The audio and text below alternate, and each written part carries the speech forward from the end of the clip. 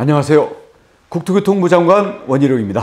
최근 우크라이나 전쟁에서 굉장히 핫한 이슈가 있었는데요. 바로 러시아의 용병그룹 바그너 그룹에서 일으킨 쿠데타 소식이었습니다. 바그너 그룹의 반란이 일어난 지 이틀 만에 바그너 그룹과 푸틴이 합의를 하면서 내전까지는 번지지 않았습니다만은 우크라이나 입장에서는 굉장히 큰 호재였죠. 근데 국토교통부 장관이 이런 데까지 신경 쓰느냐 이런 분이 계실지 모르겠습니다만은 국토교통부는 건설 교통뿐 아니라 에너지 문제도 굉장히 밀접하게 관련이 있습니다. 특히 우크라이나 전쟁의 경우에는 재건 사업과 관련한 내용도 굉장히 밀접하게 연관이 되어 있습니다. 우리가 외국에 주는 ODA라고 원조, 그리고 경제개발 차관 EDCF라고 하죠. 연말까지 이 내용을 짜기로 되어 있는데요. 여기에 대해서는 모듈러 병원이라든지 주택, 그리고 우크라이나 국내 난민들을 위한 복지시설 등 인도주의적인 지원을 하려고 기재부 등 관계 당국과 저희가 열심히 구성표를 짜고 있습니다. 우크라이나가 세계의 빵 창고입니다. 곡물 기지인데요. 현재 포스코 인터내셔널 같은 기업은요, 여기에 곡물을 수출하기 위한 사업을 우리나라 기업이 이미 하고 있는데, 지금 크리미아 반도를 러시아가 봉쇄하고 폭격하는 바람에 위축되어 있습니다만은 우리 한국 기업이 이 수출 통로를 육로든 아니면 다른 항만이든 뚫어서 곡물 수출에 있어서도 우리가 핵심적인 역할을 하게 될 겁니다. 우크라이나가 지금 가장 우리에게 절박하게 요청하는 것은 겨울을 날 수 있는 난방 에너지와 전력, 이 부분을 요구를 하고 있는데요. 이걸 통해서는 저희가 우리 한국 기업, 어디라고는 아직 얘기를 안 하겠습니다만은 액수로는 한국 돈으로 사우디보다 더 큰 대박이 기다리고 있는데요. 어떤 사람은 이렇게 생각합니다. 야, 전쟁 중인 나라에다가 무슨 돈 버는 얘기부터 하냐. 근데 젤렌스키 대통령이 지난번에 우리 윤석열 대통령이 뭐라고 말했냐면, 우크라이나는 싸우면서 건설하고 건설하면서 싸운다. 재건 사업에 한국이 가장 적극적으로 참여를 해달라. 이렇게 요청을 이미 한 바가 있습니다. 그래서 우크라이나가 전쟁하는데 한국은 돈 벌 생각을 한다. 이렇게 생각할 필요는 전혀 없습니다. 우크라이나가 요청해서 재건 사업은 현재 진행형이고요. 돈이 어디서 나오느냐? 사실 그게 걱정입니다. 그래서 제가 기업이 가서 수주를 따는 거는 아직은 시기상조다, 이런 생각을 했었는데요. 그래서 우리가 직접 원조라든지 차관 재원을 가지고 인도적인 지원, 그리고 우크라이나가 자신들의 국부 재원을 만들 수 있는 곡물 수출, 이런 것부터 우리가 도와주자, 이렇게 했는데 재원이 이번에 6월 말에 있었던 런던 재계원 회의에서 구체적으로 제시가 됐습니다. 다름이 아니고 러시아의 전 세계 해외 자산을 지금 동결시켜놨거든요. 여기에 대한 이자만 우리 돈으로 한 50조 원 가까이 나오더라고요. 그래서 이걸 가지고 충분히 앞으로 러시아의 그 동결 자산 또는 러시아의 전쟁 피해 보상금 이런 것들을 가지고 우크라이나가 직접 주게 될 현금들도 꽤 있을 수 있겠다, 이런 생각이 들어서 우리가 재원 조달 부분에 대해서는 저희가 조금 더 신중하게 접근은 해야 되긴 하겠습니다만, 이 부분도 우리가 가능성은 좀 열어놓고 가자, 이런 생각을 하게 됐습니다. 오늘은 우크라이나의 전쟁 상황, 그리고 우리가 어떤 전략을 세워야 하는지, 그리고 재건 사업과 앞으로 벌어질 에너지 전쟁에 대해서 어떻게 대처를 해야 하는가, 여기에 대해서 설명을 드리고자 합니다. 그 전에 잠깐 한마디 짚고 가야 되는데요. 이해찬이라는 분이 계시죠. 그리고 이재명이라는 분이 계시지 않습니까? 이분들은 참 우크라이나에 대해서 지금도 제가 이해가 안 가는 말과 행동을 계속하고 있습니다. 뭐라고 했는지 여러분 혹시 들으셨는지 모르겠는데요. 공개적인 언론은, 그리고 세계가 지켜보는 데다가 우크라이나가 괜히 러시아의 반기를 들어가지고 지금 벌을 받고 있는 거다, 이런 말씀을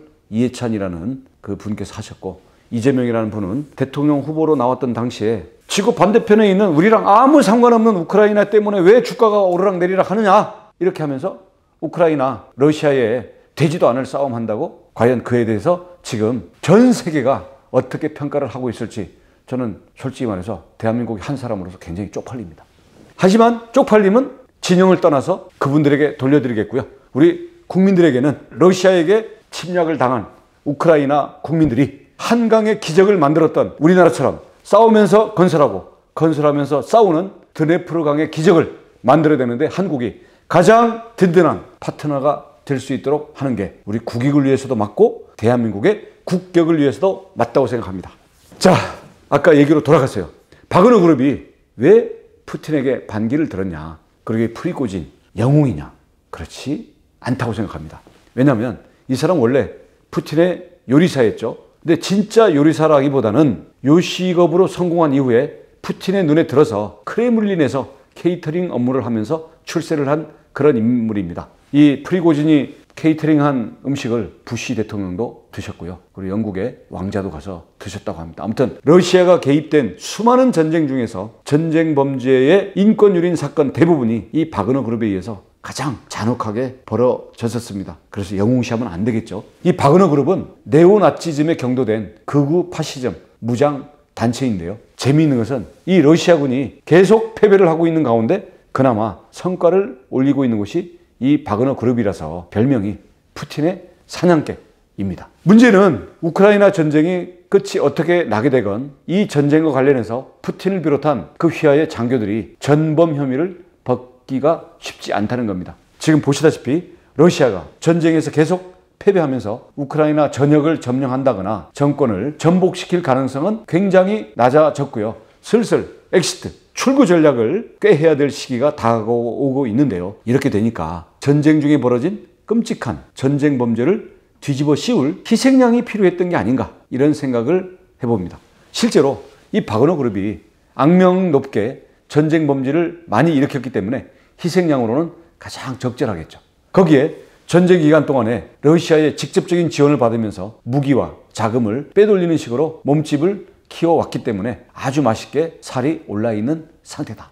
이럴 때 떠오르는 말이 있죠. 토사구팽, 안성맞춤. 아마 이렇게 푸틴이 판단을 한 게 아닐까 이렇게 생각을 해봅니다. 거기에다가 이제 프리고진이 위기감을 느끼고 푸틴을 압박해서 안전을 보장받기 위해서 벌인 일이 아닐까 그런 추측을 하고 있습니다. 그래서 이번 반란을 통해서 프리고진이 하루 만에 모스크바까지 1000km를 진격했는데 이것은 역사상 유례가 없는 진격 속도였고요. 위화도 회군보다 훨씬 빠른 속도와 진로였습니다. 비록 벨라루스의 중재로 반란이 중도에 멈추기는 했지만 저는 이것이 프리고진의 실책이라고 생각합니다. 왜냐하면 푸틴은 배신자를 절대로 살려두지 않습니다. 푸틴은 러시아를 배신한 그 공작원들을 세계의 어떤 도시에 가든지 독살하기로 유명한 사람이죠. 프리고진의 영향력은 오로지 바그너 그룹과 전쟁에 동원된 일부 부대에만 한정이 된 것일 텐데요. 프리고진이 푸틴에게 어떤 안전보장을 약속받았건 전쟁이 끝나거나 바그너 그룹이 와해되고 나면 프리고진을 지켜줄 수 있는 것은 아무것도 없지 않을까.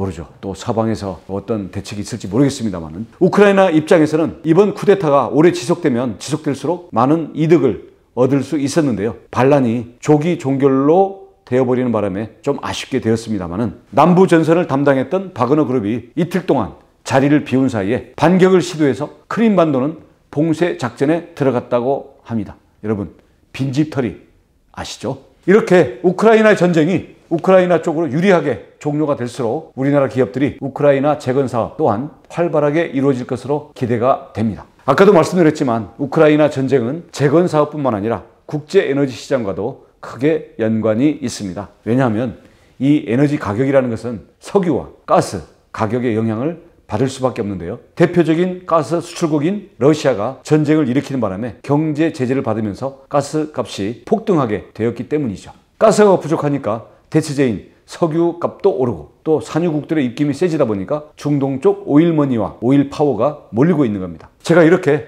우크라이나와 사우디아라비아를 오가면서 일을 하고 있는 것도 이러한 흐름 속에서 세계 정세의 톱니바퀴를 우리에게 유리하게 돌리기 위해서 그런 것입니다. 그래서 원팀 코리아에는 국토부나 건설사 같은 재건 사업과 관련된 부서와 기업들만 있는 게 아니라 스마트시티, 에너지 또는 농수산물까지 망라하는 대규모의 토탈 패키지가 준비되어 있습니다.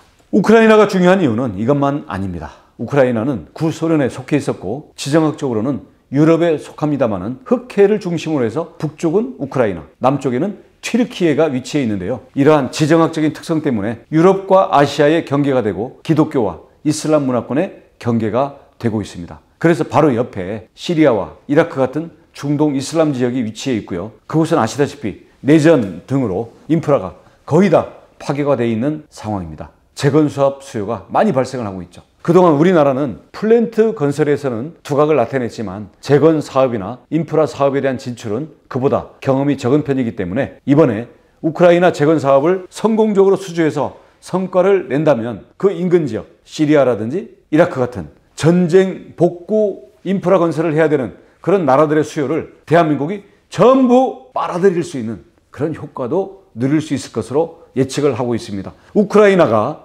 전 세계에 대해서 한국의 전쟁 복구 역량을 보여줄 수 있는, 그리고 전쟁 이후에 새로운 경제 발전 계획을 보여줄 수 있는 그런 전시장이다, 이렇게 말씀드릴 수가 있겠죠. 자세한 말씀은 나중에 드리겠습니다만은 이미 우크라이나 재건 사업 중에 파일럿 프로젝트를 실시해서 선정된 곳이 있습니다. 이미 한국이 외국에 대해서 직접 원조로 주고 있는 스마트 시티 사업이 전 세계를 상대로 벌어지고 있는데요. 이번에 우크라이나의 우만이라는 도시를 일부러 선정을 했습니다. 이곳은 우크라이나 중부의 교통 요충지인데요. 우만이라는 시 전체를 스마트 시티로 건설할 그 컨설팅과 기획 설계 작업을 대한민국의 정부의 원조 재원을 가지고 진행을 하고 있습니다. 우크라이나에서는 우만 말고 다른 곳도 지정을 해달라고 해서 추가적으로 스마트 시티 시범 사업을 우크라이나의 여러 도시에 지정하기 위한 조사 작업도 진행을 하고 있습니다. 우리나라의 스마트 시티와 같이 발전된 인프라 시스템을 요새 대한민국의 군수, 방산 사업이 활성화돼서 전 세계에 수출이 되고 있는 것처럼 성공적으로 전 세계에 보여줄 수 있는 새로운 기회의 장이 될 것으로 확신하고 있습니다. 원팀 코리아 패키지에는 방산까지도 포함을 시키고 있는데요. 해당 지역들이 분쟁이 잦은 지역임을 감안해서 애초에 인프라 시스템에 방산 개념을 포함시키는 방법으로 진행을 하고 있습니다. 그 중에 살짝 공개를 한다면 이라크에서 추진하고 있는 재건 사업 중에 국경 현대화 같은 그런 사업이 있습니다. 2000km가 넘는 국경이 지금은 그냥 민둥산에다 허허벌판입니다. 여기에 대해서 철책선, 또 멋있는 디자인으로 좀 만들고 CCTV, 그리고 센서, 수도, 그리고 전기, 그리고 사람이 상주할 수 있는 소초 사업과 함께 로봇, 인공지능 이런 걸 투입할 수 있겠죠. 이런 것들을 우리 한국에다 발주를 하고 싶어서 지금 물밑 작업이 진행되고 있는데요. 이것도 건설 인프라에 해당하기 때문에 바로 제가 이라크와 한국 사이의 공동위원회의 위원장으로서 그 부분에 대한 교섭을 지금 막 진행을 하고 있습니다. 대한민국처럼 휴전선이라는 긴 국경을 365일 24시간 감시하고 관리하는 나라는 거의 없습니다. 휴전선에서 활용하고 있는 과학화 경계 시스템, 이런 거를 전 세계가 주목하고 있기 때문에 이 주둔군 인프라를 바탕으로 해서 이라크 지역에 대한 수주 공략에 나설 예정입니다. 자, 이렇게 국토교통부 장관으로서 1년이 살짝 넘어가고 있는데요. 그 기간 동안 국제 정세를 기민하게 파악하고 여기에 대해서 발빠른 대응으로 원팀 코리아를 구성해서 한국의 여러 정부 부처와 주요 기업들, 대기업, 중소기업, 스타트업들이 함께 이러한 수많은 사업에 참여할 수 있는 기회와 시스템을 정비했다고 자부합니다. 그래서 제가 앞으로 어떻게 될지는 모르겠지만 이렇게 열심히 구축해 놓은 시스템을 바탕으로 해서 이제는 민간의 영역에서 전 세계에 진출하고 대한민국 국민들의 새로운 먹거리를 창출할 수 있도록 최선을 다하겠습니다. 감사합니다.